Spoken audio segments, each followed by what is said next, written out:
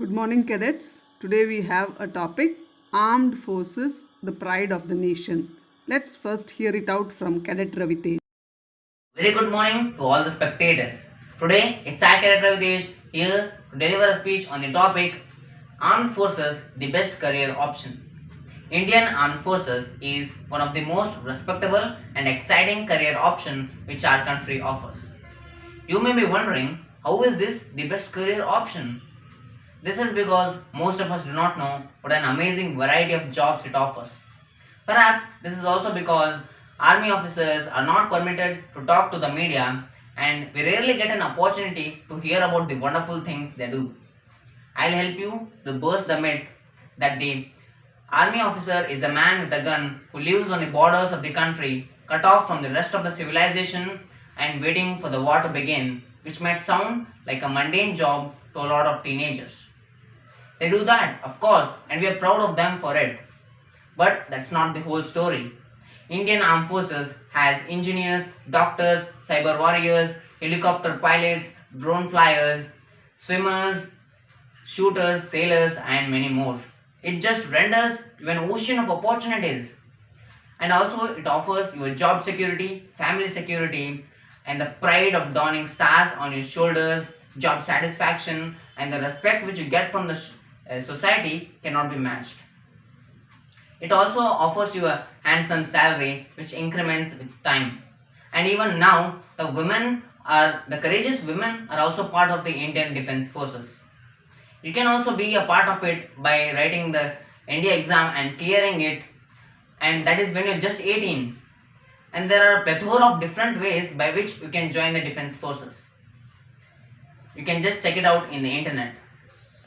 So by weighing the pros and cons, the Indian Defence Force stands apart from the rest of the career options. So get ready for an extraordinary life and decide if the olive green uniform is what you want to wear too. And for those who are still doubting, I would like to quote Captain R. Subramaniam. You have never lived until you have almost died.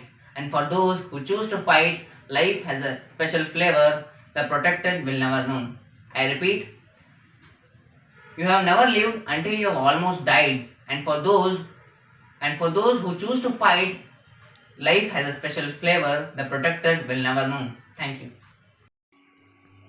So, definitely, Armed Forces rewards us with intangible qualities like leadership, camaraderie, discipline, and determination.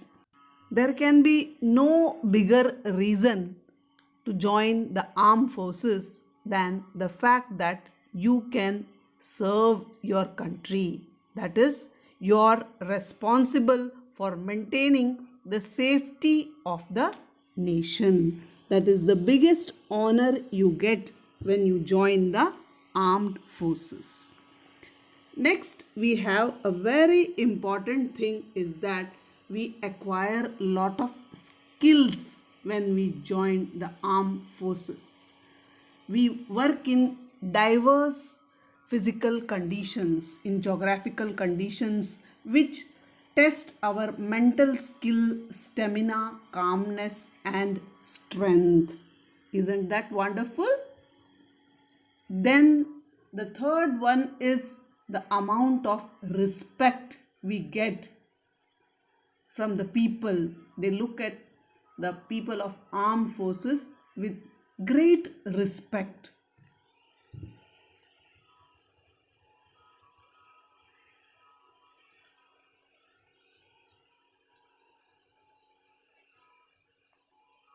Then don't forget the thing, you can use sophisticated machinery.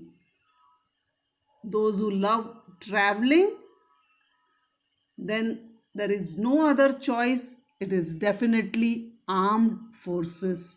You can travel and visit new places. It is the perfect option which provides you with free travel all across the country. And not to forget, those who are adventurous by nature, armed forces is the best career for them. Above all, Definitely, there is good remuneration, perks, and other monetary benefits. So, hope you all will join the armed forces and make your country proud.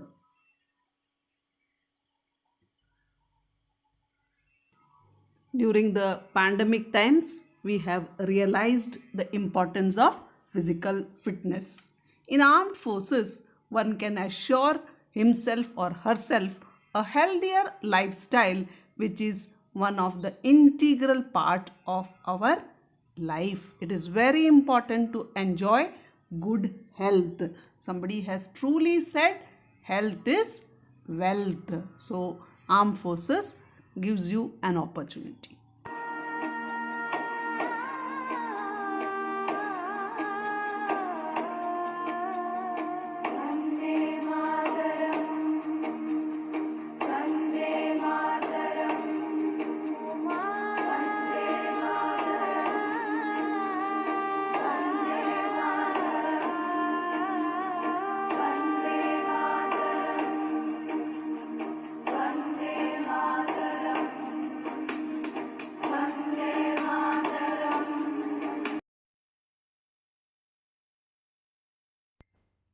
Good morning to one and all present over here. Respected Asha ma'am and all my dear friends.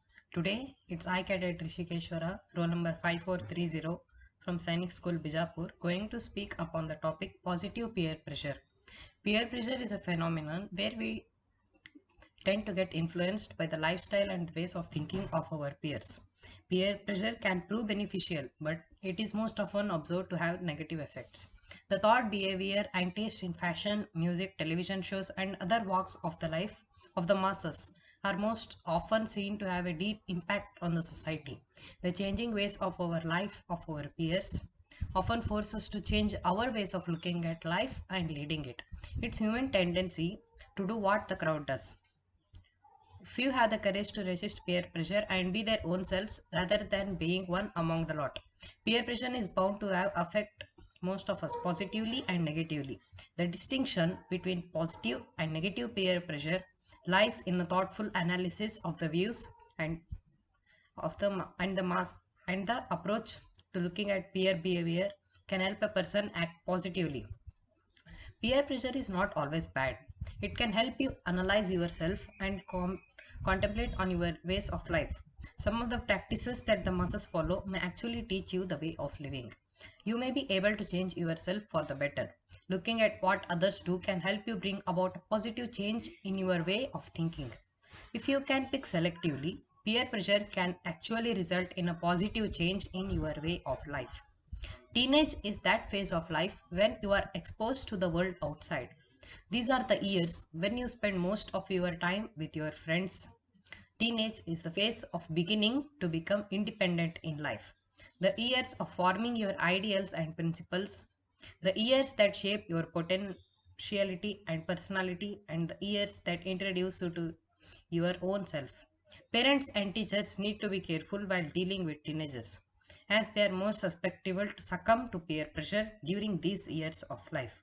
Strong support from the family, the ability to differentiate between the positive and the negative, and the skill to choose friends from among the peers will definitely help keep away from negative peer pressure. Thank you. Good morning to one and all watching this video. Today, it's me, Kirat Prakash from Tennessee, going to speak on the topic plastic pollution. To begin with, what is plastic pollution? Well, it is the accumulation of plastic particles and objects in the Earth's environment which adversely affects flora and fauna. It is found almost everywhere today. There is over 255 million tons of plastic floating on the ocean surface and sunk deep into the ocean bed right now. Animals like fishes, cows, and birds do not understand the difference between plastic and food. They misunderstand plastic for food and eat it, but they cannot digest it. The number of undigested plastic increase and it leads to eventual death. The coral reefs are dying since they consume plastic. Plastic, when thrown in rivers and oceans, travel to remote places of the world with the shifting of tides. Hence, there is no part of world which is free of plastic. Plastic has reached places where humans cannot. Plastic, when in contact with heat, releases chemicals which, when consumed, are extremely toxic for the human body. Burning of plastic also causes harmful gases which mix with rain and cause acid rain. There is no way to reverse the ill effects of plastic pollution. We can only reduce it by discontinuing the use of any more plastic. This can be done by banning the use of single use plastic, by reducing the use of plastic products such as plastic bottles and tiffin boxes. We can also try and inspire others to do so. If we wholeheartedly try our level best to reduce the use of plastic pollution, we will reach our goal in a matter of time. Thus, I would like to conclude. Thank you. Good evening to you and all present over here, respected Asha ma'am and all my dear friends. Today, it's I, Kiran Kiran, going to tell you all about the effects of COVID-19 on Indian education sector. As we all know that our schools have shut down due to the pandemic COVID-19 as per the government's order. But they should not affect the learning career of a student. The online classes were brought to action. These type of classes have helped us to keep our learning continued throughout the lockdown. As education plays a very important role in the life of an individual, so it should be provided properly. But the problem arose when some people could not afford to provide the children with gadgets to attend these classes.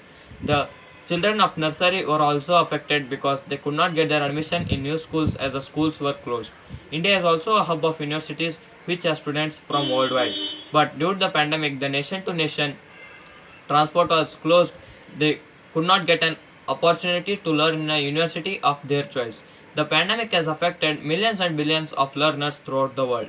Online class did not provide a proper way to learn because student and teacher had a very big communication gap because students could not approach to the teachers to get their doubts solved.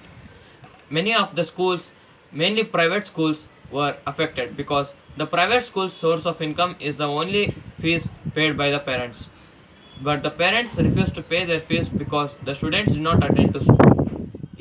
Because of this, many schools have turned into COVID care centers because of a source of income.